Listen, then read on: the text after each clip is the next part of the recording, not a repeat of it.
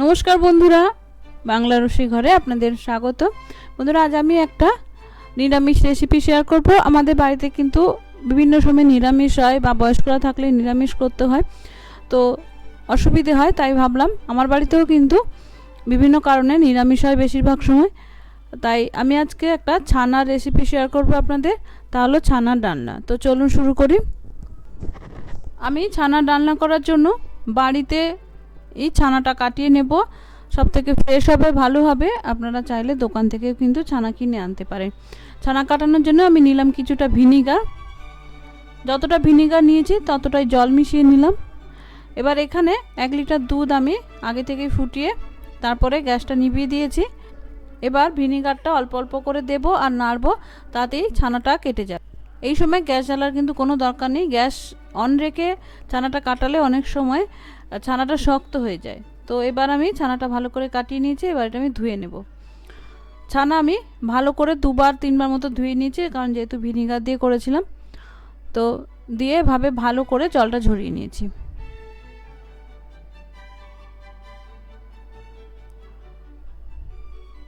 এবার এতে কিছু জিনিস দিয়ে দেবো। প্রথমে দিয়ে দিলাম নুন, একটু মিষ্টি,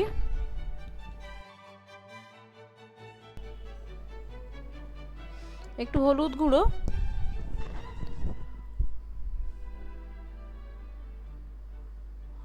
একটু রেড চিলি পাউডার, জাস্ট কালারটার জন্য, যাতে ছানার ডালনার যে বলগুলো হবে দেখতে ভালো লাগে। দিলাম একটু ভাজা মশলা, একটু আদা কুচানো। এবার দিয়ে দিলাম 1 চামচ মতো আটা, আপনারা চাইলে ময়দা দিতে পারেন। এবার এটা ভালো করে আমি একটু মেখে নেব। দেখুন, ভালো করে মোলায়েম করে মেখে নিয়েছি। এবার এরকম ছোট ছোট সাইজের আমি বল কেটে এভাবে হাতে চেটো একটু এরকম চ্যাপটা করে নেব। আপনারা চাইলে কিন্তু এরকম বলও রাখতে পারেন। এবার আমি কিছু মশলা করে নেব।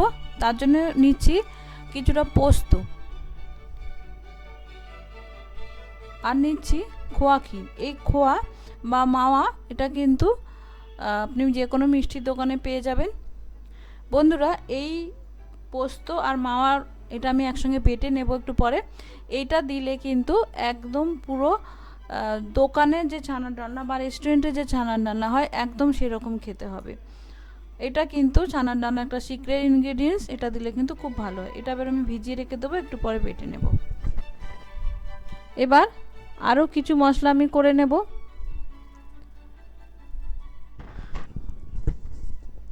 যেমন একটা বাটিতে নিয়ে নিয়েছি কিছুটা হলুদ গুঁড়ো, একটু জিরে গুঁড়ো, একটু ধনে গুঁড়ো 1/2 টিস্পুন করে নিচ্ছি, একটু রেড চিলি পাউডার কালারের জন্য, একটু দিচ্ছি গোলমরিচের গুঁড়ো। এবার আমি জল দিয়ে এগুলো একটু মিশিয়ে রেখে দেব। জল দিয়ে একটু মেখে রাখলে কি হবে, আমি যখন এটা মশলাটা যখন তেলের মধ্যে দেব তখন যাতে না পুড়ে যায়, তার জন্য কিন্তু এভাবে জল দিয়ে যদি মিশিয়ে রাখেন তাহলে কিন্তু গ্রেভিটাও ভালো হয়। এছাড়া আর একটা মশলা করে নেব। তার জন্য নিয়েছি একটা টমেটো, আদা কুচানো আর কয়েকটা কাঁচা লঙ্কা। এবার এটা আমি মিক্সিতে ভালো করে ফাইন করে পেস্ট করে নেব। এবার সব মশলা করে নেওয়ার পর আমি একটা কড়াইতে নিয়েছি কিছুটা রিফাইন অয়েল। অয়েলটা ভালো করে গরম করে আঁচটা একদম কমিয়ে দিয়েছি, নাহলে কিন্তু ছানাগুলো ওপর থেকে লাল হয়ে যাবে, ভেতরে কাঁচা থেকে যাবে আর লাল হয়ে পুড়ে যাবে, ভালো হবে না। কিন্তু একদম কম আঁচে আমি ততক্ষণ রাখবো যতক্ষণ না ছানাগুলো ফুলে ওপর দিকে ভেসে ওঠে। দেখুন, ছানাগুলো সুন্দর ফুলে উঠেছে আর কালারটাও চেঞ্জ হয়েছে, হালকা লাল হতে শুরু করেছে। এবার আমি এগুলো উল্টে দুদিকটাই গোল্ডেন ব্রাউন করে ভেজে নেব। এই সময় কিন্তু ছানাগুলো যেহেতু ভালো মাখা হয়েছে, যত ভালো মাখা হবে তত কিন্তু সুন্দর ফুলবে আর তত সফট হবে খেতে। দেখুন, ছানা ডালনার দুদিকটাই সুন্দর লাল লাল ভাজা হয়ে গেছে আর কি সুন্দর ফুলেছে। এবার এগুলো আমি তেল থেকে তুলে নেব। এবার এই তেলে দিয়ে দিলাম একটু গোটা জিরে, তেজপাতা একটু ছোট এলাচ আর দারচিনি। এবার এগুলো একটু কড়াইতে নেড়ে নেব। এবার যে গুঁড়ো মশলাগুলো আমি জল দিয়ে গুলে রেখেছিলাম সেই পেস্টটা দিয়ে দিচ্ছি। এই যে তেলের মধ্যে দিচ্ছি, এগুলো যদি পুরো ডাইরেক্ট শুকনো দিতাম অনেক সময় তাড়াতাড়ি পুড়ে যায়। এভাবে যদি একটু ভিজিয়ে রেখে দেওয়া হয় তাহলে কিন্তু মশলাগুলো পুড়বে না। মশলা যদি গুঁড়ো মশলা ডাইরেক্ট দেন তাহলে আগে একটু জল দিয়ে নেবেন।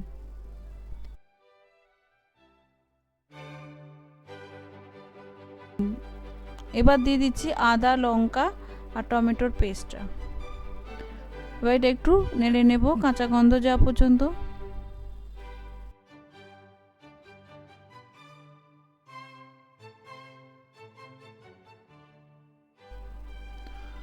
দেখুন ভালো করে তেল ছেড়ে দিয়েছে।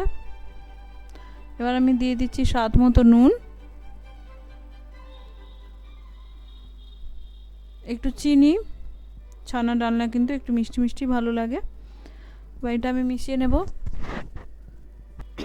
এবার দিয়ে দিচ্ছি যে পোস্ত আর মাওয়াটা বেটে রেখেছিলাম সেইটা দিয়ে এটাও ভালো করে একটু কষিয়ে নেব যতক্ষণ না তেল ছাড়ে।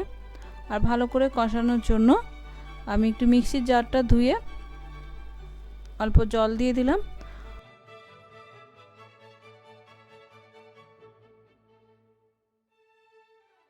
দেখুন কষানো হয়ে গেছে। এবার দিয়ে দিলাম বেশ কিছুটা গরম জল। গরম জলটা আমি আগে থেকে করে রেখেছিলাম। এবার এটা আমি মিনিট 5-7 ফুটিয়ে নেব। দেখুন মিনিট 5-7 পরে গ্রেভিটা একটু কমে গেছে এবং একটু ঘনও হয়ে গেছে।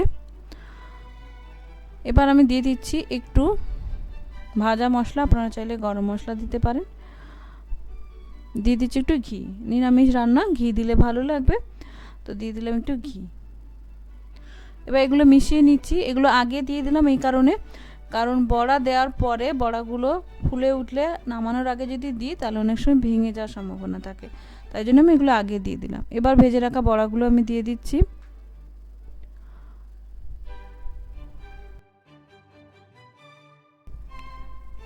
এবার আমি এটা ফুটে উঠলে মিনিট 2 করে তারপরে গ্যাসটা নিভিয়ে দেব। তো বন্ধুরা, রেডি আমার নিরামিষ ছানার ডালনা। এই ডালনা যে কোনো নিরামিষের দিনে করতে পারেন, অন্য যে কোনো সময়টা ভাত দিয়ে ভালো লাগবে, রুটি দিয়ে, লুচি দিয়ে, পরোটা দিয়ে, সমস্ত কিছু দিয়ে কিন্তু ভালো লাগবে। নানা কারণে আমাদের কিন্তু নিরামিষ খেতে হয় বিভিন্ন সময়, তো কি করব না ভেবে এটা করতে পারেন। আশা করি আপনাদের ভালো লাগলো। ভালো লাগলে অবশ্যই শেয়ার করবেন, কমেন্ট করে আমাকে জানাবেন। নমস্কার, ধন্যবাদ, দেখা হচ্ছে নেক্সট ভিডিওতে।